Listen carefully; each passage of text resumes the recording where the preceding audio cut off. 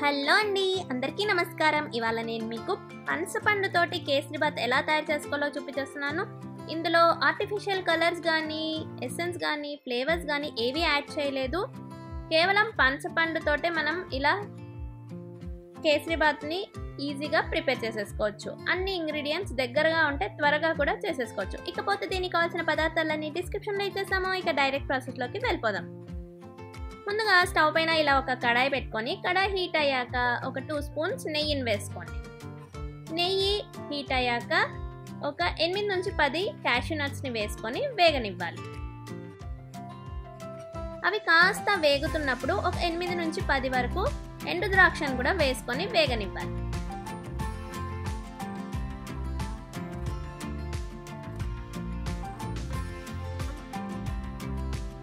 Cashew nuts కాస్త వేగుతున్నప్పుడే ఇలా ఎండు ద్రాక్షను వేసి అవి కూడా వేయించుకోవాలి. చూసారా, ఇలా ఉబ్బుతాయి కదా ఎండు ద్రాక్ష, అప్పుడు మనకు వేగిపోయినట్టు. ఇవి ఒక ప్లేట్లో తీసి పక్కన పెట్టుకోండి.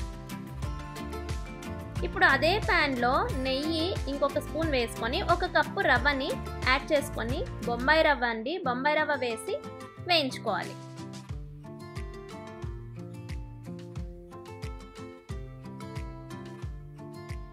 సిమ్లోనే వేయించుకోండి. సిమ్ టు మీడియం ఫ్లేమ్ అయినా పర్వాలేదు. రవ్వ ఎప్పుడు వేగిపోయిందని మనకు తెలుస్తుందంటే కాస్త కలర్ మారి మంచి వాసన వస్తుంది, అప్పుడు మనకు వేగిపోయినట్టు. చూసారా, ఇలా అన్నమాట. ఇప్పుడు ఈ రవ్వను కూడా ఒక ప్లేట్లో తీసి పక్కన పెట్టుకోండి. ఇప్పుడు అదే ప్యాన్లో 1 కప్పు బొంబాయి రవ్వకి 3 కప్పుల నీళ్ళని యాడ్ చేసుకోవాలి. ఇప్పుడు ఇందులోకి ఒక 3 లవంగాలు, అలాగే 2 యాలకులు దంచి వేయండి, అలాగే పొట్టుతోటే. అలాగే కాస్త కుంకుమ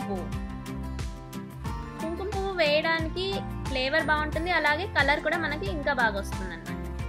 సో ఇవన్నీ ఉడకనివ్వాలి. ఇప్పుడు ఆ నీళ్ళు ఉడికే లోపల ఇలా పనసపండు ఈ సైజులో తీసుకుంటున్నాను. వీటిని ఒక 4 విత్తనాలు తీసేసి గ్రైండర్లో వేసుకొని ఇలా మెత్తగా పేస్ట్ చేసుకోవాలి. అలాగే ఒక 3 సపరేట్గా ఇలా ముక్కలు చేసి ఒక ప్లేట్లో తీసి పక్కన పెట్టుకోండి. చూసారా, ఇక్కడ నీళ్ళు కూడా ఉడుకుతున్నాయి. సో వేయించి పెట్టుకున్న బొంబాయి రవ్వని కూడా వేసి ఉండలు లేకుండా మనం కలుపుకోవాలి, సిమ్ పెట్టుకొని. ఎక్కడ మనకి ఉండలు అనేవి ఉండకూడదు. సో బాగా మిక్స్ చేసేసుకొని అంతా కలుపుకున్నాక ఒక్క 2 నిమిషాలు మూత పెట్టుకొని ఉడకనివ్వాలి. 2 నిమిషాలు అయ్యాక తీసేసి అంతా ఒకసారి బాగా కలుపుకోవాలి.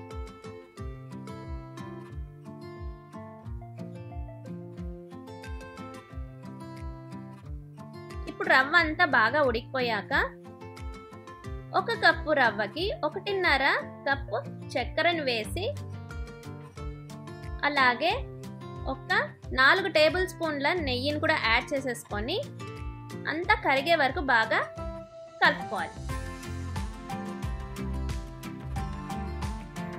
సో అంతా బాగా కలుపుకున్నాక మనం పేస్ట్ చేసి పెట్టుకున్న పనసపండుని కూడా ఇందులోకి వేసేసుకోవాలి.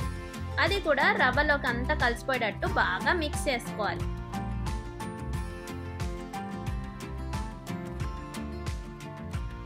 ఎప్పుడైతే మనకి రవ్వ ప్యాన్కి అంటకుండా ఇలా ఈజీగా వస్తుందో అప్పుడు మనకు రవ్వ అనేది బాగా ఉడికిపోయినట్టు. మనకు ఫస్ట్ రవ్వ ఉడకడం ఇంపార్టెంట్, ఉండలు లేకుండా బాగా ఉడకనిచ్చుకోవాలి. ఇప్పుడు ఇంకో 4 టేబుల్ స్పూన్స్ నెయ్యిని కూడా యాడ్ చేసేసుకొని అంతా ఒకసారి బాగా మిక్స్ చేసుకోవాలి.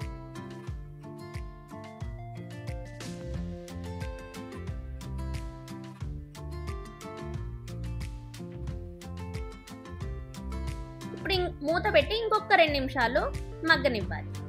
సో 2 నిమిషాలు అయ్యాక పక్కన పెట్టుకున్న ముక్కలు ఉన్నాయి కదా, పనసపండు ముక్కల్ని కూడా వేసి అంతా ఒకసారి మిక్స్ చేసుకోండి. ఈ పనసపండు ముక్కలు మనం తినేటప్పుడు మధ్యలో తగులుతుంటే చాలా బాగుంటుంది టేస్ట్. అందుకోసమే ఇలా ముక్కల్ని కూడా యాడ్ చేసుకొని అంత బాగా మిక్స్ చేసుకొని, ఇప్పుడు మనం వేయించి పెట్టుకున్న క్యాష్యూస్ కిస్మిస్ని కూడా వేసేసుకొని ఫైనల్గా ఒక 3 టేబుల్ స్పూన్స్ నెయ్యిని వేసుకొని మిక్స్ చేసేసుకుంటే మనకి ఎంతో రుచికరమైన టేస్టీ పనసపండు కేసరిబాత్ రెడీ అయిపోతుంది. సో ఇలా మిక్స్ చేసేసుకొని స్టవ్ ఆఫ్ చేసేసుకోవాలి.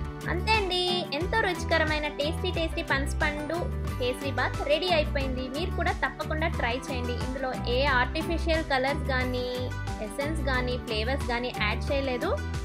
కేవలం పనసపండు తోటే ఈ కేసరి బాత్ చేసుకోవచ్చు ఈజీగా.